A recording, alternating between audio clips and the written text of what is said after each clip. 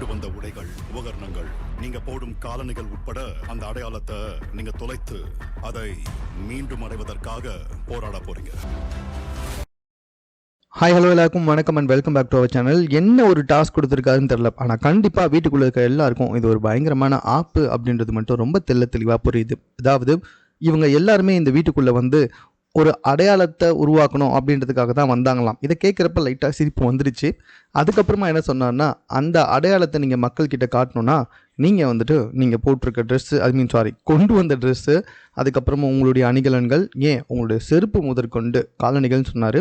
So காலணிகள் முதற்கொண்டு எல்லாத்தையும் பேக் பண்ணி ஸ்டோர் ரூமில் வச்சு அனுப்பிச்சிடுறாங்க. மீண்டும் அந்த விஷயங்களை திரும்பி பெறுவதற்காக அவங்க போராடணும். ஸோ ஏதோ ஒரு டாஸ்க்கு, அந்த டாஸ்கில் ஒவ்வொரு படியாக போக போக அவங்க கேட்குற விஷயங்கள் எல்லாம் கொடுப்பாங்க அப்படின்னு சொல்லிட்டு நினைக்கிறேன். இது ஒரு புதுவிதமான டாஸ்க்காக இருக்குது. இதுக்கு முன்னாடி இந்த சீசனில் பார்த்த மாதிரி தெரியல. உடவை கொஞ்சம் புதுசாக யோசிச்சிருக்காங்க. ஒர்க் அவுட் ஆகுதா இல்லையா அப்படின்றத பார்ப்போம். அதன்படி உள்ளே இருக்க ஒட்டுமொத்த ஹவுஸ்மேட்ஸும் தான் வச்சுட்டு இந்த ட்ரெஸ்ஸு, காலணிகள் எல்லாத்தையுமே எடுத்துகிட்டு போயிட்டு ஸ்டோர் ரூமில் வச்சுடுறாங்க. இதுதான் 3வது ப்ரோமோவாக வெளியே வந்திருக்கு.